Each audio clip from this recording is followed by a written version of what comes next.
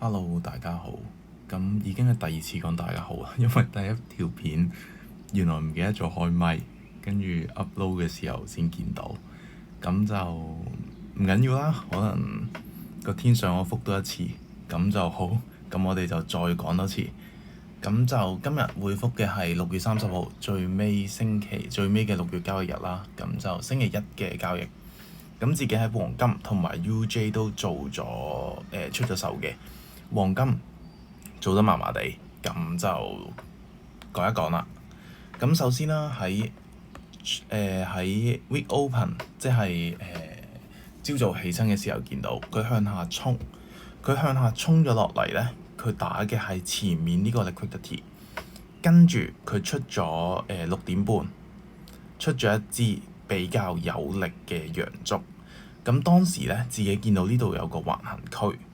咁呢個橫行區呢，喺9點鐘嘅時候做咗一個向下抽針2B 拉升嘅呢個位，我已經覺得好靚㗎啦。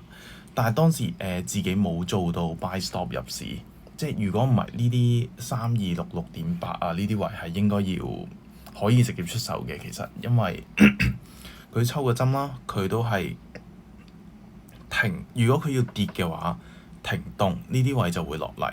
回調你拎呢啲位就會延續落啦。咁如果佢抽咗針，成支陽燭咁樣收穿向上呢，呢啲位 buy stop 做係幾有優勢嘅，我覺得。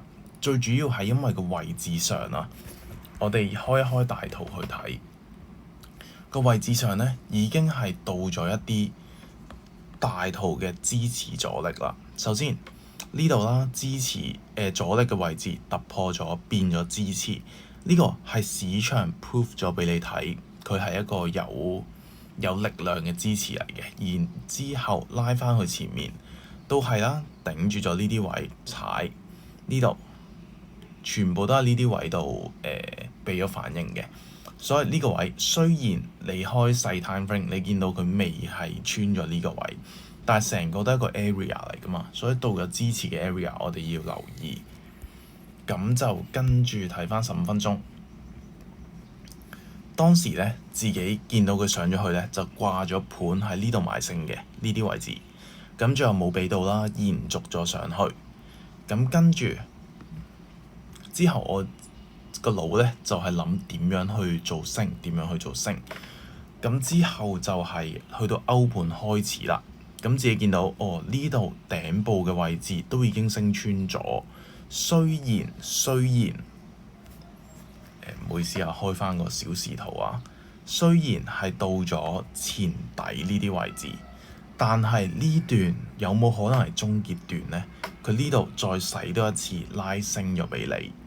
咁我覺得呢啲位呢，如果佢歐盤要延續上升嘅話，未必會擋得住，可能都會升到去上方呢啲3309嘅 area 先至可能會減速啦。當時自己嘅諗法係咁嘅。咁跟住啦，我哋就繼續睇落去啦。咁就去5分鐘圖睇先，因為我當時係5分鐘圖出手嘅。咁就係自己見到呢一支嘅陽燭2點半呢度出咗一支幾有力嘅向上嘅陽燭，我當時係將佢看待做突破巴嘅。點解？因為佢突破咗前面呢一啲嘅位置啦，呢度頂咗一下，頂咗兩下，嘗試向下，但係抽針震盪。你呢個分鐘圖睇呢，係一個震盪向下抽針上嚟，第二個震盪，然後向上突破。所以我當時就認為價格喺呢個位歐盤已經決定咗向上啦。跟住之後做咗個橫行，一個底兩個底，一個頂兩個頂，做咗橫行之後呢，咁我就相信佢喺底部呢，如果做升嘅話，係拎緊呢一段嘅 OTE 位置去做升。咁所以啦，咁我就諗緊，如果佢就算佢係假突破，就算佢呢個阻力位佢係尊重嘅，佢要假突破，咁都要突破咗先啦。咁呢啲係唔係一啲突破嘅形式呢？又或者2B 嘅形式呢？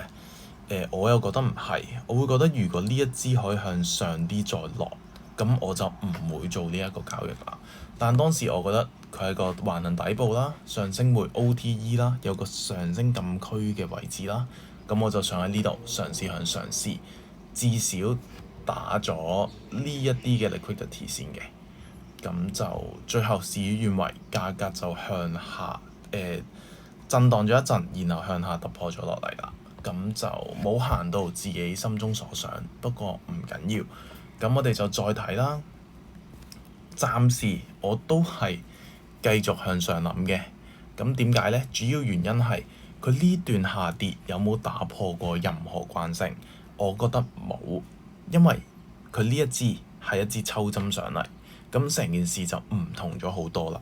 如果佢呢一支5點鐘，佢嘅5.3係延續咗一段咁樣嘅，跟住咁樣延續咗一段下跌啊！我意思係跟住之後可能回調係比較弱，咁你小視圖都會係一支大嘅陰燭啊嘛。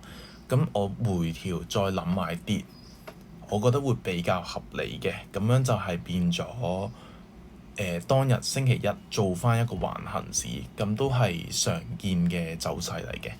但係佢冇啦，佢喺5點半抽個支針上嚟，咁我自己就諗，其實呢個都係一個橫行嚟嘅啫，都係一個橫行。咁我就不如睇下到呢啲上升禁區嘅位置，而且呢個係 weak open。點解會擺呢度呢？因為 weak open 應該喺上面㗎嘛。咁呢個我係 Pepperstone 先見到呢一支向上再抽落嚟嘅。我自己 MT5 嗰度呢，我係見到呢個位就係個 weak open，佢就直接開喺度嘅。咁係有啲 cheating 嘅，因為我覺得咁樣靚啲，所以我就自己擺咗呢個位。咁就因為佢可以同個上升禁區做個共鳴啦，而且都係呢一段下跌拉上嚟到咗618嘅 area。咁所以呢啲位呢，我會留意有冇上升嘅。咁然之後見到7.3向下清咗呢兩個嘅 liquidity 喎，一個第二個。咁我覺得清完之後佢出咗呢段上升，我覺得幾靚。當時已經係有諗住掛一掛個盤，咁自己掛嘅盤呢，都係拎翻5分鐘圖切入嘅，咁都係嗰啲嘢啦，一拉咁樣，跟住見到個 OTE 位又搭住咗個上升禁區喎，咁樣，咁呢啲位呢，就切入㗎啦，呢啲位切入，咁跟住呢，本身啊，自己嘅諗法上係睇到個頂嘅，我就覺得哇，呢啲位呢啲平頂要清啦，係嘛？應該大多數咁樣。咁跟住咧就繼續睇住佢發展啦。跟住呢下冇勢走到上翻嚟，我就推咗 V3。但係自己當時就見到咧，佢上升動能都幾弱喎，好似即係雖然第一段有啲力到咗呢啲位上，但係佢好似冇延續到上升，而且呢個咁樣睇。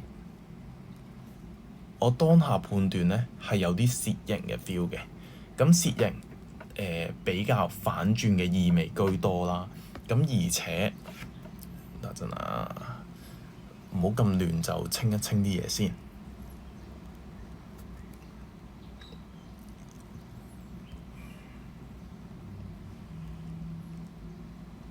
OK，咁就而且都到咗一啲下跌段回調嘅 OTE 位，咁我當時咧就諗住會唔會星期一真係做一個橫行嘅局勢咧，拎翻條 weak open 去做翻一個中軸，成個 area 就會變咗底，成個 area 就變咗呢度底頂咁樣打咧。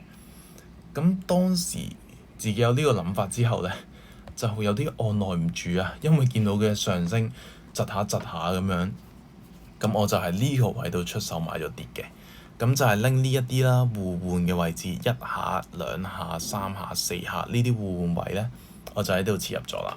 咁上升嘅嗰一段咧，我就喺呢啲位度清咗佢，咁就會唔會做翻一個下跌咁樣？咁最後就冇出現到啊，自己呢個諗法，咁就係有啲魯莽嘅，我覺得，因為有啲打自己念咯，即係一直都諗緊呢個 liquidity 係要清㗎啦，但係